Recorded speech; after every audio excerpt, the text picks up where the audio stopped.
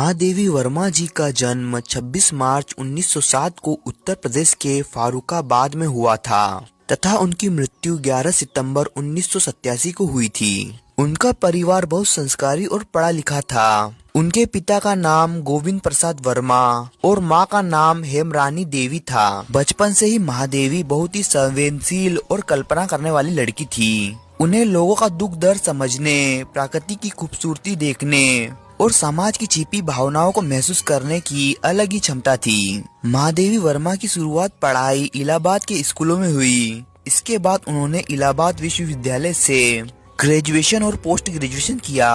उस समय यह विश्वविद्यालय हिंदी साहित्य का सबसे बड़ा केंद्र माना जाता था, जहाँ छायावाद और आधुनिक साहित्य की नई सोच तेजी से बढ़ रही थी। यहीं पर महादेवी वर्मा ने अपनी साहित्यिक प्रतिभा को और निखारा और लिखने की गहरी समझ बनाई।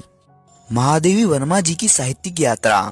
महादेवी वर्मा की लिखने की शुरुआत छायावादी कवियों के असर से हुई। शुरू में उनकी कविताएं प्रेम, प्रकृति और इंसानी भावनाओं के आसपास घूमती थी, लेकिन धीरे धीरे उन्होंने छायावाद को अपनी नई सोच, संवेदनाओं और आध्यात्मिकता से एक अलग ही गहराई दी। उनकी कविताओं में सिर्फ प्रेम और प्रकृति नहीं, बल्कि जीवन का दर्द, दुख से बातें करना और खासकर स्त्रियों की परेशानियां भी साफ दिखती है। उनकी कविताएं भावनाओं से भरी होती है। उनकी कुछ मशहूर काव्य रचनाएं हैं यामा, निर्जा, मधुरिमा, स्मृतियाँ। इन सभी काव्य संग्रहों में महादेवी वर्मा ने स्त्री की सोच, अकेलापन, जीवन के सुख दुख और आध्यात्मिक अनुभवों को अपनी कविता का मुख्य हिस्सा बनाया। उनका पहला कविता संग्रह यामा था, जो 1929 में छपा। इसी किताब ने उन्हें हिंदी साहित्य में तुरंत पहचान और अलग जगह दिलाई थी।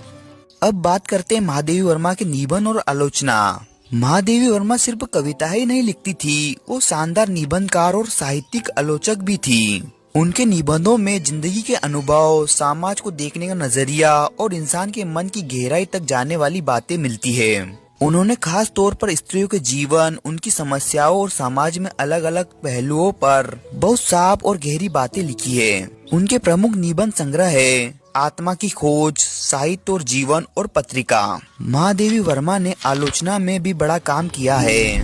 उन्होंने अपने समय के कई लेखकों की रचनाओं का विश्लेषण किया और हिंदी साहित्य को नई सोच और नई दिशा दी। उनकी आलोचना की भाषा बिल्कुल साफ, तार्किक और बहुत गहरी होती थी। सीधी बात लेकिन पूरी समझ